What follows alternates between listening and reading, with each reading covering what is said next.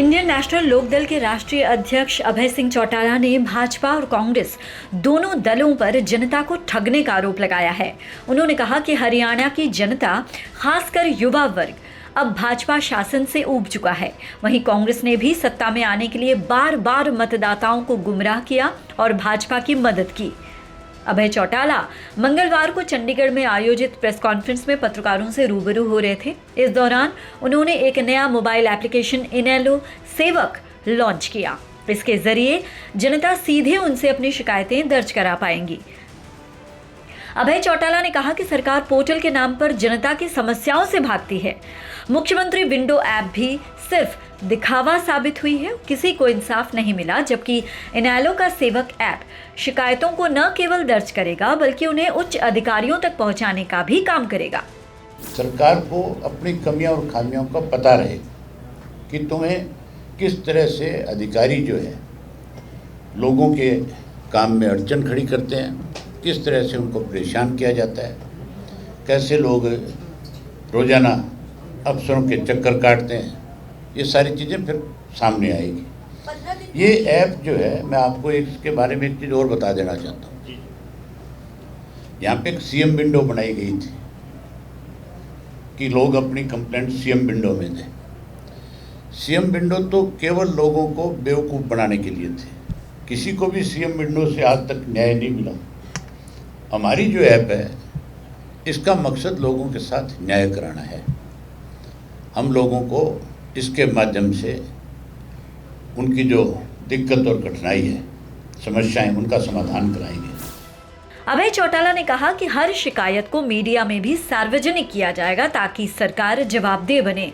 अभय चौटाला की ये प्रेस वार्ता और इनेलो सेवक ऐप का लॉन्च इनेलो की रणनीति का हिस्सा माना जा रहा है, जिसके जरिए पार्टी युवाओं को जोड़ने और जनता के मुद्दों को केंद्र में रखने की कोशिश कर रही है।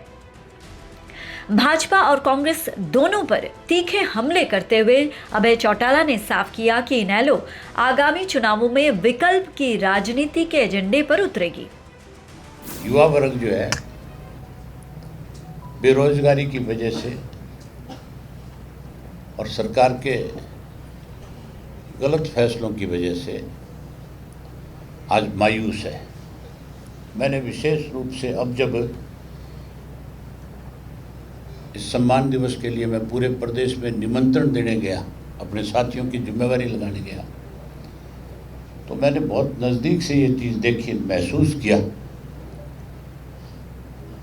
युवा बहुत बड़ी संख्या में आया और खुल करके युवा ने अपनी तरफ से आगे से चल करके ये कहा कि अब हम बदलाव चाहते हैं। कांग्रेस ने हमारे साथ धोखा किया है और हम 25 तारीख को सम्मान दिवस पे आकर शपथ लेंगे कि हम तब तक इस संघर्ष को जारी रखेंगे जब तक प्रदेश में बदलाव नहीं ले आएंगे, चौधरी देवीलाल की नीतियों की सरकार नहीं बना लेंगे। अभय चौटाला ने कहा कि जब वे चौधरी देवीलाल सम्मान दिवस रैली के लिए जनता को न्योता देने गए तो युवाओं ने उनसे कहा कि उन्हें कांग्रेस और भाजपा दोनों ने धोखा दिया है। उन्होंने दावा किया कि 2019 में जनता ने भाजपा को बाहर करने का काम किया, लेकिन कुछ नेता जो ताऊ देवीलाल के नाम पर वोट मांगते थे, उन्हीं ने भाजपा से हाथ मिलाकर सत्ता में शामिल होकर घोटाले किए। इस तरह से कहीं न कहीं उन्होंने दुष्यंत चौटाला पर भी तीखे वार किए। उन्होंने 2024 का हवाला देते हुए कहा कि इस बार कांग्रेस के नेता भूपेंद्र सिंह हुड्डा और दीपेंद्र हुड्डा ने भाजपा की मदद की। लोगों ने मुझे खुल करके ये बताया कि हम 2019 में भाजपा को सत्ता से बाहर कर रहे थे। भाजपा को 40 पे ला करके समेट दिया था, 50 सीट हमने अपोजिशन को दे दी थी। विपक्ष इकट्ठा नहीं हुआ और 10 ऐसे लोग जीत करके आए जो नाम तो चौधरी देवीलाल का लेते थे कि हम उनकी नीतियों को आगे बढ़ाएंगे, जो भाजपा के उस नारे को काट करते थे, जो भाजपा ने कहा था 75 पार, उन्होंने कहा कि हम इनको जमुना पार करेंगे। और जब समय आया इलेक्शन के रिजल्ट के बाद, तो विपक्ष ने इकट्ठा होने का प्रयास करना चाहिए था। वहाँ वो 10 लोग जो है, लोगों ने जिन पे ये विश्वास करके कि बीजेपी को सत्ता से बाहर करेंगे वोट दिया, उन 10 ने हरियाणा प्रदेश के मतदाताओं के साथ तो धोखा किया ही किया। बीजेपी के साथ सत्ता में आकर के 5 वर्ष लूट मचाई कि युवा पीढ़ी जो है कि अब की बार फिर हमारे साथ धोखा किया, और अब की बार धोखा किसी और ने नहीं, हमने जिस पे ज़्यादा बड़ा विश्वास किया भूपेंद्र सिंह हुड्डा ने और हुड्डा के छोरे ने किया। चौटाला ने आरोप लगाते हुए कहा कि भूपेंद्र हुड्डा ने जानबूझकर कांग्रेस के 9 और उम्मीदवार हरवाए और भाजपा की मदद की। उन्होंने उदाहरण देते हुए कहा कि बवानीखेड़ा, अंबाला कैंट, उचाना और सोनीपत राय विधानसभा क्षेत्रों में कांग्रेस ने बागी उम्मीदवार उतारकर भाजपा को फायदा पहुंचाया।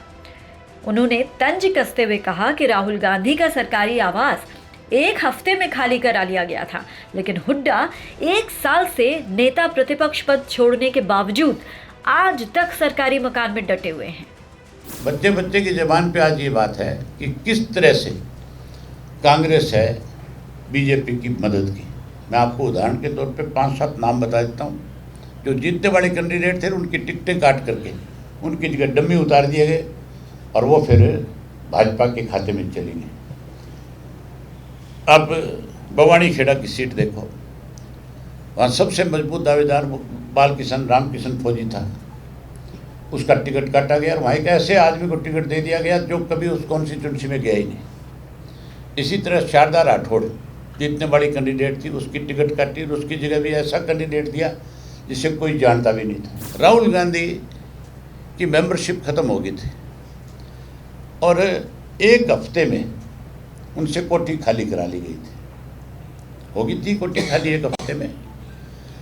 हुड्डा साहब को 1 वर्ष हो गया विपक्ष के नेता के पद से हटे हुए, आज तक वही कोठी है, सरकार खाली नहीं करवा रही। अभय चौटाला ने कहा कि जनता भाजपा और कांग्रेस दोनों से निराश हो चुकी है और अब इनेलो को ही असली विकल्प मान रही है। उन्होंने दावा किया कि जगह जगह से कांग्रेस कार्यकर्ता इनेलो का हाथ थाम रहे हैं। चौटाला ने कहा कि इनेलो सेवक ऐप के जरिए जनता की आवाज उठाएगी और हर मुद्दे पर सरकार से जवाब मांगा जाएगा। चंडीगढ़ से अभिषेक तक्षक के साथ bureau input, PTC news, Haryana.